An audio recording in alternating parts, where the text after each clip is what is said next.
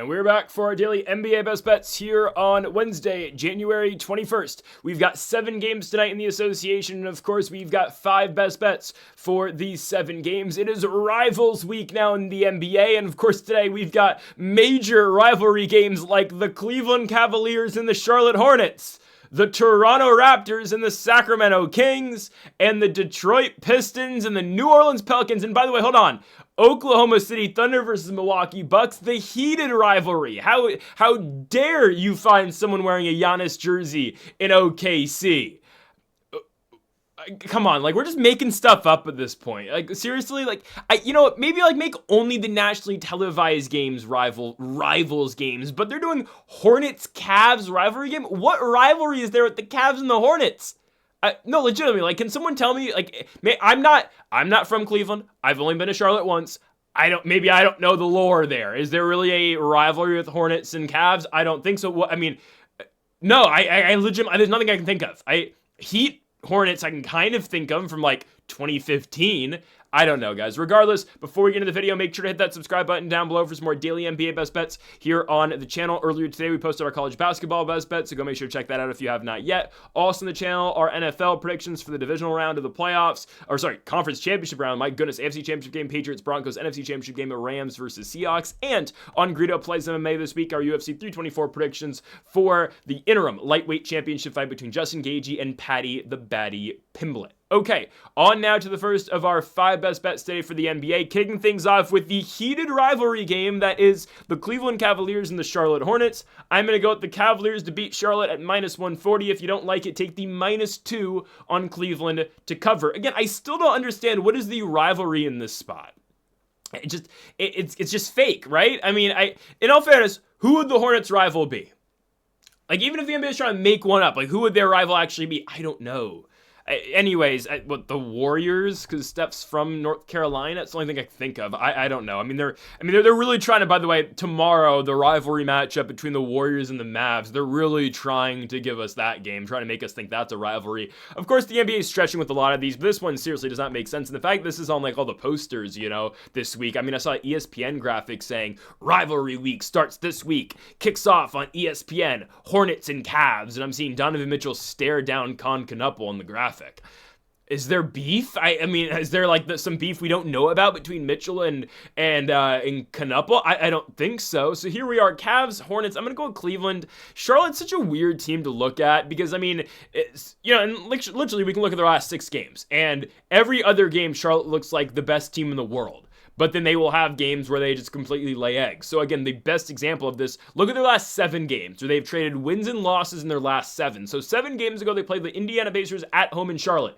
They lost to the Pacers, who are actively trying to lose and actively trying to tank. They lost to Indiana by 2 points at home. They then go to Utah and have one of the greatest, if not the greatest, shooting half from beyond the arc in a half in NBA history, ultimately scoring 150 points against the Utah Jazz and outscoring them throughout the entire game by 55 points. They then proceed to go to Inglewood, not LA, but they go to Inglewood and lose to the Clippers by 8 points. Then they go on to the actual city of Los Angeles to play the Los Angeles Lakers. They win and look amazing. LaMelo Ball again playing street ball out there, pulling up from half court from the logo like he's still back at Chino Hills. Charlotte wins the game 135-137. They then go to Golden State, lay an egg, play like crap, lose by 20 points. What happens? Yet second night of a back-to-back at Elevation, they go out and blow out the Nuggets. By the way, shout out to the Los Angeles Lakers. What can I say? Shout out to the Lakers for winning yesterday. That was phenomenal stuff, beating the Nuggets. What a comeback. The magnet ball wore off after Jamal Murray hit the half-court shot. And don't look now, the Los Angeles Lakers are back in 5th place in the Western Conference. Come on now. Is it time to unban the Lakers money line? No.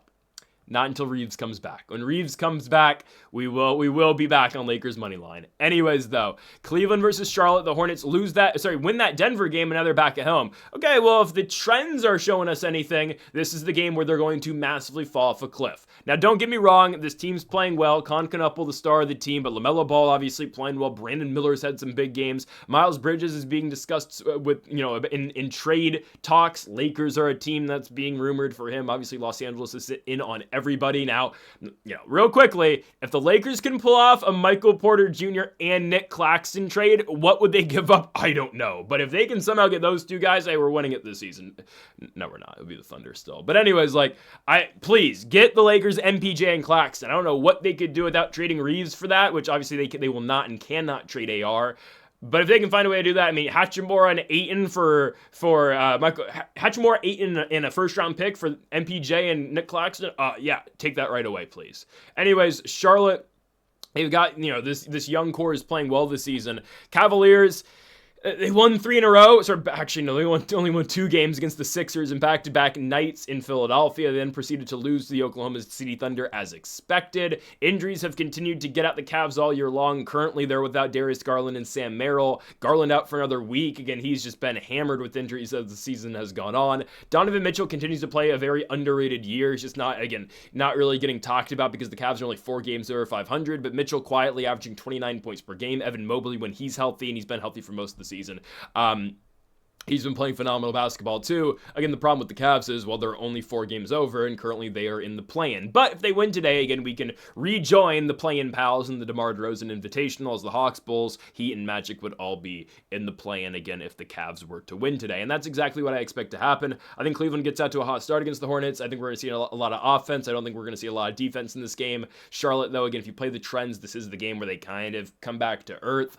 LaMelo's playing well. Knupple's playing all right, and Brandon Miller's been playing well, but I do think Cleveland is just too high-powered for this team. Yes, the game is in Charlotte, which is a benefit of the Hornets, but I'm still going to go with the Cleveland Cavaliers to win the game on the road. If you don't like the minus 40 on the money line, take the points on Cleveland. It's -2 or -2.5. They should all hit. We're just going to take the safe play and -140 for the Cavs. Cleveland gets it done on the road in Charlotte, beating the Hornets. On to our second best bet of the video. We move now to our first spread of the day and our first of 2 spreads as we go to the Boston Garden for the Boston Celtics and the Indiana Pacers. Boston is an 11-point favorite in this game. I'm seeing 10.5 on some sites, so if you want 10.5, take the 10.5. I'm going to go Boston -11 to beat Indiana.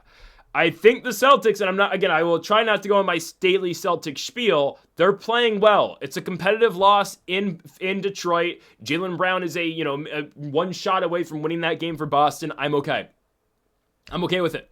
Jaylen Brown misses the game winner. You play a competitive game in Detroit. They will be fine, as the Celtics are still going to win the East. We'll talk about the New York Knicks in a little bit and their recent struggles. Jaylen Brown did wind up on the injury report after the Detroit game, but it has been revealed basically that he is going to play. Jaylen Brown currently is probable for today's game with the Pacers with left hamstring tightness. We still don't know about Jason Tatum. I don't want to spend too much on Tatum, but this is a thing that I'm getting a little bit concerned about because I've been waving the flag for Boston all year long about them winning the East. Is Tatum coming back? Is Tatum not coming back?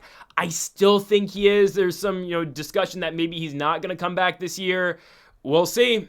I really hope he plays because we have some money on Boston winning the Eastern Conference. So again, we just got to wait and see on that. I still think it's only a matter of time before Boston does start to buy and does start to invest a little bit in this bench. And don't get me wrong, the guys that are getting minutes right now are playing well. Starting lineup, obviously, Peyton Pritchard, Derek White, Jaylen Brown. Right now they're starting Hauser and Umis Keita off the bench. The guys who get minutes are Anfernee Simons, Jordan Walsh, and that's kind of it. Baylor Shireman, Hugo Gonzalez, Luka Garza will get their minutes, but again, they try just to go to those guys. Obviously, Simons and Walsh are their big guys off the bench. Obviously, Simons has been phenomenal for Boston in his first year coming on over from the Portland Trailblazers. I still expect this team to buy eventually. As for now, I think they blow out Indiana. I guess this one does fit the rivalry theme, and I will give the NBA this because obviously 2 years ago, we saw this in the Eastern Conference Finals. However, the Pacers have much bigger rivals, though, and I understand the NBA went into the season knowing Tyrese Halliburton was out for the year and knowing the Pacers probably weren't going to be at a big spot this season. But, I mean, the Pacers' rivals, I would say, are definitely, Miami. How about the New York Knicks? What do we do? I mean, are the Knicks even playing the Pacers or the Hawks in rivalry week? I don't think they are. I mean, that's like the easiest 2 teams you could look at. Atlanta, obviously, because I know Trey's not there anymore, but still going into the year, you would have thought Trey. And then the Pacers with Halliburton. How are you going to do a rivalry week and not have the Knicks play the Pacers or the Hawks? And yet they're playing the Mavs. The Nets today, I get that one. And then what? Who else do they play in rivalry week? Is that it? The Sixers? What?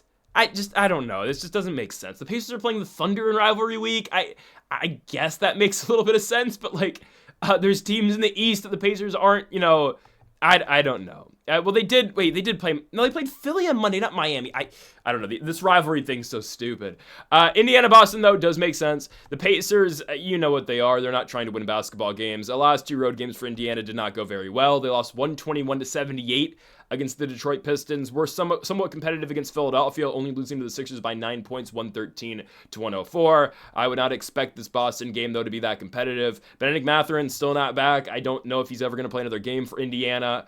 Other than that, the Pacers are actually kind of healthy, given the guys that are supposed to play. Obi Toppin, Tyrese Halliburton obviously out. I think Toppin's supposed to come back after the All-Star break. Halliburton obviously not coming back until the Pacers make their run next year with either Darren Peterson or AJ DeBonsta. Likely we'll see Indiana starting Nembhard, Shepard/Furphy, Neesmith, Siakam, and Jay Huff. Cool. I mean, again, Indiana, they're kind of trying, kind of not trying. Everyone on this team knows the direction of what they are this season, and that's just completely fine. The Pacers know they're not trying to win. They know what the future should be looking like with the top pick in the NBA. I'll keep saying it needs to reward Indiana with a top pick because of the fact their star gave it his all and pushed the Thunder to the limits in Game 7 last year. Speaking of the Thunder, actually, I'll hold off. We've got more on them later. I think Boston takes this one, and I think the Celtics should win the game by more than 11 points.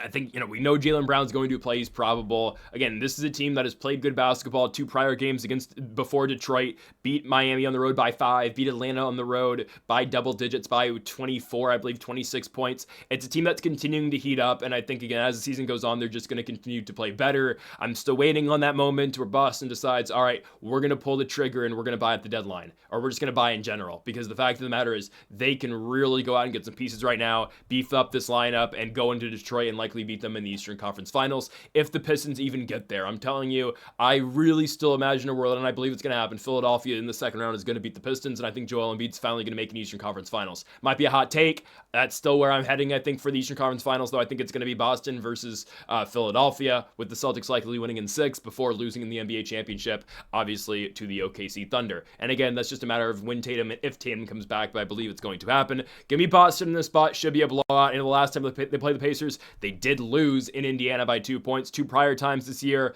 an 18-point victory for Boston, an 8-point victory for Boston. This should be a total blowout, in my opinion. Indiana knows where they're at. Boston trying to gain momentum after a very close L to the Pistons. Give me Boston at home to win and cover 11 points against the Indiana Pacers. Don't worry, though. This is going to look a lot different next year.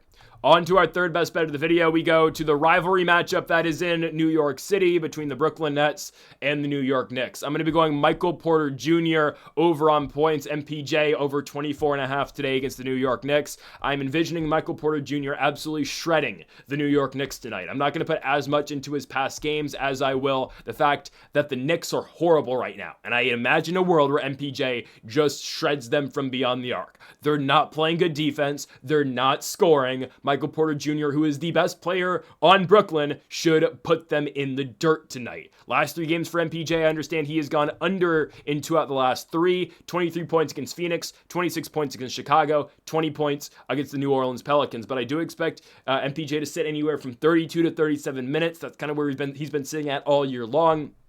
And I do expect at least 25 points from Michael Porter Jr., where I understand he averages 26 in the season. He's averaging 25 in the month. I think the spot, though, is really good for MPJ against the Knicks, a Knicks team that is pressing for a victory. I did consider going Brooklyn plus 10.5, and I got really close to doing it. Instead, I think Michael Porter Jr. is probably a better guarantee. Eventually, the Knicks are going to turn it around. Probably. They've now lost 4 consecutive games, losing in Sacramento, losing in San Francisco to the Golden State Warriors, and then back-to-back L's at home against the Phoenix Suns and the Dallas Mavericks. And that Mavericks game was atrocious. Everyone in the Knicks is just kind of playing poorly right now. Brunson's not playing well. Cat's still playing all right, but the team's just not functioning well at all. Jalen Brunson apparently last night called a players-only meeting at his home. Maybe that turns it around a little bit for them. I just don't know. I don't care. I've been telling you the Knicks aren't very good. We know for a fact they're not getting out the Eastern Conference this season. They win the NBA Cup, and that's the only thing that they will be winning, obviously, for the rest of the season, because they're probably the 4th best team in the East. Probably.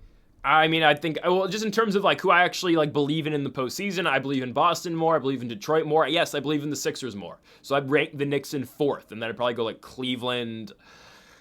I don't even know from there. I mean, Cleveland, Toronto, Orlando, I don't know. It's all a mess from there on out, man. I mean, currently the Atlanta Hawks, who are 5 games under 500, would be in a play-in spot. So, like, I don't know what to tell you about the Eastern Conference currently. Watch out for the Bulls, maybe.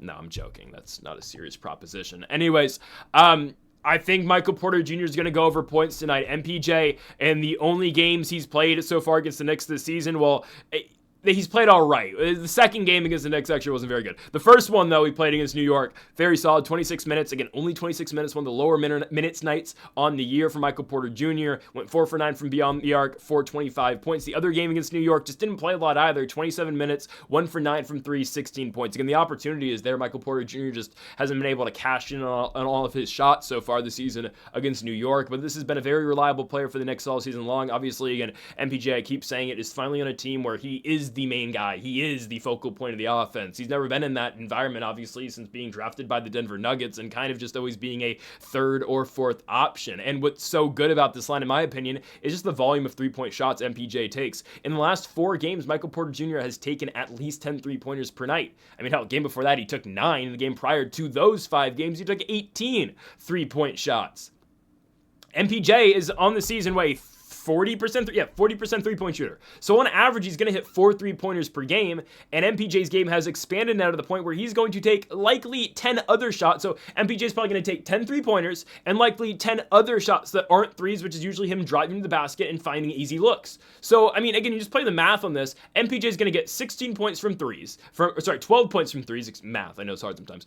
12 points from 3. Let's say, on average, 5 free throws per game as well. So that's, again, 17 total points for Michael Porter Jr. And then what? We need 4 more buckets that aren't threes. That would get us to 25. I mean, that's not that hard of a, that's actually a fairly easy line for him when you really break it down like that, because the volume of shots are there for Michael Porter Jr. on a nightly basis. Last game against Phoenix, again, not a great shooting night for MPJ. He only scored 23, but again, the opportunity is there. Plays 37 minutes, takes 23 shots, and attempts 10 3-pointers. And again, a bad night from 3. Only hit 2 of those shots. What happens the game before against Chicago? Again, 10 3-point shots attempted, he hits 5 of them. The opportunity is there, the volume is there, and that's, again, what happens when Michael Porter Jr. is put on a team with a bunch of young players and a bunch of guys who have not played much at the NBA level, obviously, with Igor Demon. I mean, he's starting right now with Igor Demon, Drake Powell, who are 2 rookies, Noah Clowney and Nick Claxton, who obviously don't do what Michael Porter Jr. does. Yeah, obviously he's going to take a boatload of shots, and I just love the fact as well that Cam Thomas comes off the bench.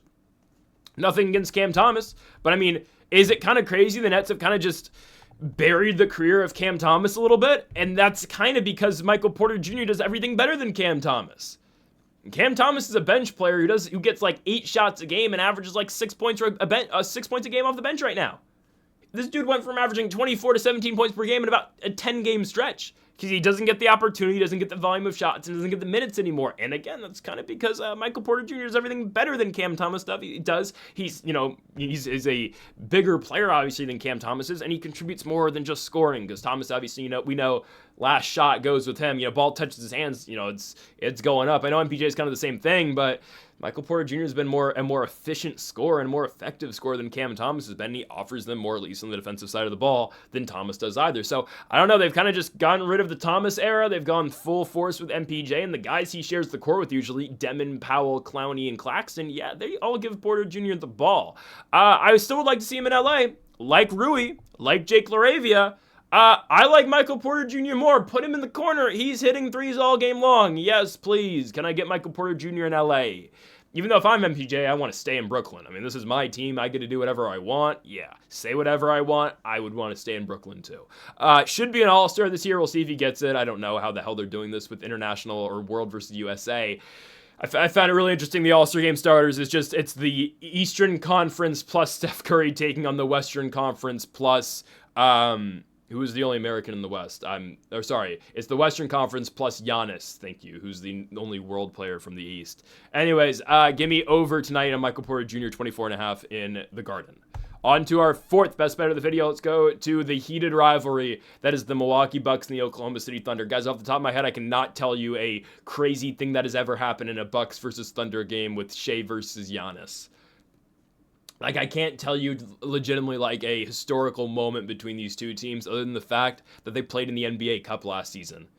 but technically that game like doesn't count because it's not part of the 82 games. So how is this a rivalry? You could have done OKC Denver. You could have done OKC Houston. Oh, they did OKC Houston. I'll give them credit there. You could have done OKC Denver. You could have done OKC versus I guess Miami. That's not OKC San Antonio? You definitely could have done that. And we're doing OKC Milwaukee. Okay. Sure. OKC should mop the floor at the Bucks. They just should. I know I take OKC a lot because I have a lot of belief in this team. They should dominate Milwaukee. Milwaukee's horrible. I'll tell you that, guys. When Milwaukee has taken on the best teams from the Western Conference, they usually don't come out of them, okay? And no, the Lakers are not one of the best teams in the Western Conference, so disregard that. They only lost the Nuggets by 4 points. That's without Jokic. When they play the best teams in the West at full force, they lose and they get blown out. How about against the Minnesota Timberwolves in Milwaukee? The Bucks host them. They lose by 33 points, 139 to 106. Ooh. Then they go to San Antonio. They lose by 18 points. To the Spurs, Wemby gets hurt and whatnot, but they lose by 18. I'm supposed to believe they're competitive with the best team in basketball and the team that's at like plus 105 to win the NBA championship right now. I'm supposed to believe that. OKC obviously without two starters, that being J-Dub, Jalen Williams, and Isaiah Hartenstein. Well, it didn't matter against Cleveland, did it? Shai Gilgeous-Alexander scores 30 points, and the Thunder win 136 to 104. Again, not a competitive outing at all. They shot 56% from the field. That OKC defense holds Cleveland to about 35% from the field, at least that for them scoring-wise. So without J-Dub and Hartenstein, OKC's now gone to a starting lineup of Shai Gilgeous-Alexander at the 1. They're bringing Case and Wallace off the bench with this lineup, but they're going to go Shai, Lou Dort, Aaron Wiggins, Chet, and Jay Will. Jalen Williams, obviously. Jalyin. Yeah, I believe I spelled that right. Jay Will. Okay, so that's the starting five they're going with. Who are they bringing off the bench? Isaiah Joe gets big minutes. Casey Wallace still gets minutes. AJ Mitchell gets minutes. And Kendrick Williams gets minutes. Those are their four guys they bring off the bench, basically. Caruso, I guess Caruso too. How could I forget? Caruso obviously got injured in their last game. So, we'll see. Again, with Caruso out, that's likely what we're going to see tonight. Yeah, I'm okay. The Thunder should dominate this team. The Bucks still aren't good. Nobody can tell me otherwise. I mean, guys, the Atlanta Hawks last game against the Milwaukee Bucks. We talked earlier in the video about how the Charlotte Hornets against the Utah Jazz had one of the greatest shooting halves ever. The Atlanta Hawks had one of the worst shooting halves of all times on Monday and Martin Luther King Day at home, and yet they only lost by 2 points. I mean, guys, the Hawks couldn't hit a shot in that first half. And they only went at halftime down 16. They almost win the game. They only lose it by 2 to Milwaukee. I'm supposed to believe that the Bucks are a good basketball team. Obviously, they're not. They're 6 games under 500. If Giannis Antetokounmpo was on this team, I don't know what the hell they would do. It's the same thing every night. Giannis drives. Who's going to hit a shot in the perimeter? Will it be Ryan Rollins? Will it be AJ Green? Will it be KPJ, who has been playing well this season? I will give him that. He's got more than just a 3-point shot. Same with Ryan Rollins, too. But will AJ Green hit his 3? Will Kyle Kuzma do anything effective for this team? Will Miles Turner hit a shot? Bobby Portis, Gary Trent, Gary Harris, whatever. I mean, Miles Turner's a bum. No one can tell me otherwise, right? I mean, I think Miles Turner is my most hated player in the league. I'm watching that Lakers-Nuggets game last night. I'm like, I hate Jamal Murray. Jamal Murray's hitting, full court shots. This guy just, turns it up to 1,000% when he plays Los Angeles. But the thing is, I hate Jamal Murray because he's a really good basketball player. I can dislike the player like Jokic too. I hate Jokic, but I hate the guys because they shred my favorite team. So I have a reason to hate them, but I hate them because of how great they are. I hate Miles Turner because he's a dork, because he's a loser. That's why I hate Miles Turner. Big difference. Like, I don't think Miles Turner is a good basketball player. Well, obviously, compared to a normal person, obviously Miles Turner is a great basketball player. In the NBA, he sucks and he's overpaid and he's a bum. What can I say? And I can say again. I feel very confident in saying that. Well, no, I'm just like, I'm cool saying that because of what he did to Indiana and the way that he's treated his departure from Indiana. But again, big difference in my hatred of players. Like, again, Jamal and Jokic are actually good at basketball. Miles Turner's not. Anyways, that was a long-winded way to tell you Miles Turner's questionable tonight. You know what? It helps the Thunder if he plays because he's a bum and he'll get bitched by Chet Holmgren all game long. And actually, the way that they're playing, if Miles Turner takes a step into the paint, that's where Chet presents himself. They can play Jay Will on the outside guarding Miles Turner because the only shot he takes is from beyond the arc. He'll get outboarded by Chet, though, because, again, Miles Turner's just horrible at basketball, and Giannis is the best big on this team, obviously. Giannis plays center better than Miles Turner does, because Miles Turner isn't even a center. He's a loser. KPJ questionable as well with an oblique strain. Yeah, OKC should dominate. Shea's the best player in the world, minus 1,000 favorite from the MVP. We know, again, how good he is. This should be pure dominance in a rivals game. Late night spot in Milwaukee, oddly enough. 8:30 start time in Milwaukee. Weird. Tickets are as low as $10, so there's that. Yeah. Ooh, go to a Warriors game. Yeah, $100 it'll cost you back here. It's unbelievable. Yeah, I'm going to be taking the Oklahoma City Thunder to dominate the Bucks in Milwaukee. Give me Thunder minus 9 points. To our final best bet of the video, if it ain't broke, don't fix it.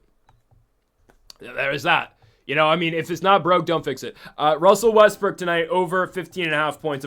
I'm not joking, until he misses this line, I'm going to keep going over on Russ every single night. I have every reason to do so. I don't care. It's the second night of the back-to-back. I do not care at all. Until Westbrook doesn't hit this line, why wouldn't we keep going to it? It's just too low still. I said it yesterday, and I still believe in it. Russell Westbrook currently is the second best scorer on the Sacramento Kings. And yes, that is above Zach LaVine. DeMar DeRozan obviously is the best scorer on the squad.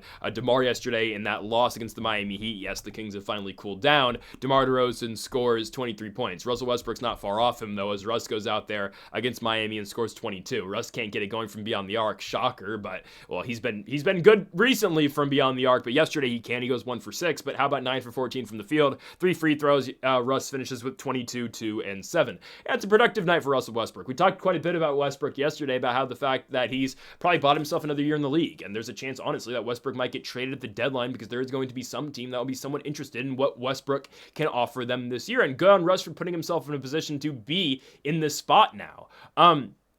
But everything I've seen, why wouldn't Westbrook go over this line? Guys, Westbrook is a legitimate option for the Kings right now. Like, the Kings are looking to get the ball to Russell Westbrook in the big 2026. And why wouldn't they? Again, DeMar scores 23 yesterday, but there's Russ with 22. LaVine has an all-right game, scores 18 points. And then Malik Monk off the bench, who Doug Christie is finally using in Sacramento, scores 18. They're trying to beef up that trade value currently on Monk. Other than that, they don't get any double-digit scoring out of anybody else. They're still easing Domantas Sabonis back into things. Sabonis only played 17 minutes, scored 6 points. I think they probably did that because they can probably play him again tonight, I think. Well, the Kings don't care about winning. No, they're going to sit Sabonis down, obviously, tonight. Nothing's official yet, but if we'll see. Keegan Murray out with injury still as well. That's another reason. Well, Keegan's a good player, but he hasn't been scoring all that much for this team this season. Guys, Westbrook averages 15 per game. He's averaging 18 now in the month. He just keeps on scoring, so why wouldn't I go for this line? I mean, you look at the shot, the shot chart. Yeah, Russell Westbrook took the most shots yesterday on the Sacramento Kings. He took 14. DeMar took 12, LaVine took 10, and Malik Monk took 13. Nick Clifford, took 10. And Russ usually hits more than one three-pointer. Yesterday goes 1 for 6 from beyond the arc, still scores 22. Russ prior to yesterday had 5 straight games where he hit not double digits, that'd be crazy, where he hit more than 1 3, though. And usually that's like 4 to 6. They're 3 to 6 3-pointers. So last night was actually a bad night for Westbrook, and he still scored 22. So why wouldn't I expect Westbrook tonight to go out there and score 16? Kings are taking on the Raptors. We called the Raptors win yesterday against the Golden State Warriors. I said I was tempted to take the money line. We took the spread. Good victory for Toronto. Again, I think the Warriors' direction is just fried right now unless they trade Jimmy, which they're talking about potentially trading Jimmy to get a player like DeMar DeRozan and get the Kings to, give the Kings a pick for taking Jimmy Butler on the injury. Sure. I mean, I think DeMar DeRozan actually helps them a lot more than Jimmy Butler does. I think he's a better fit. Is DeMar DeRozan a good fit for anybody? I don't know, but I think that makes sense for them. But regardless of what happens with that situation, Toronto beats up on the Warriors last night. Very expected result, in my opinion. We'll see if Toronto gets anybody back, at least from injury tonight. We'll see. Jacoby Walter, Jakob Poeltl, RJ Barrett, and Colin Murray-Boyles all did not play. We'll see who they play tonight. Again, if they don't have those 4 guys, you'll see the matchups defensively for us being Emmanuel Quickley and Jamal Shed. Again, I like both those guys, especially Jamal Shed, who I watched at Houston quite a bit. Obviously, he did get crossed by Jared Vanderbilt the other day, but still, that's a difficult matchup. And Jamal Shed, again, a very good defender, despite what the Jared Vanderbilt video shows, and the fact that Vando did post that everywhere. But regardless, right, if there's still no Barrett, Poeltl, Walter, and CMB, you're going to get Quickley, Brandon Ingram, you're going to get Scotty Barnes, Sandro Mamukelashvili. And then it just kind of gets tricky. Like, all right, who else do they play? You know that you're going to get Shed. The Raptors are going to give you Dick. They're going to play Dick.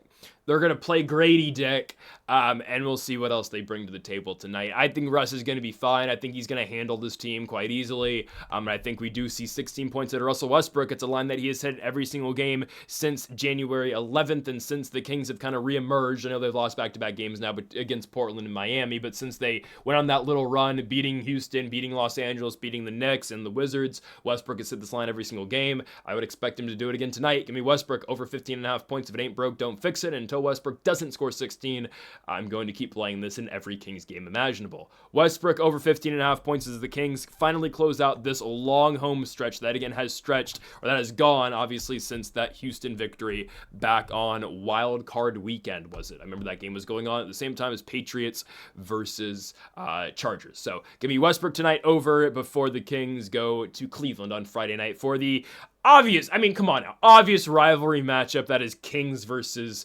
Cavs. Just like the rivalry matchup that is Kings versus Raptors. I mean, the Kings-Lakers is right there. I mean, I know the Kings are kind of beneath us, even though they beat us this season, but like, that's there. Do we not forget what happened in the Western Conference Finals all those years ago? Come on. I'm just saying. Anyways, Westbrook over to close the video at home in Sacramento. Folks, thank y'all for watching our NBA Best Bets here on January 21st. If you haven't yet, though, make sure that subscribe button down below for more. Make sure to leave a like if you did enjoy the video. Make sure to comment if you disagree with any of the picks. We'll be back tomorrow for more daily NBA Best Bets. Folks, thank y'all for watching, and Mamba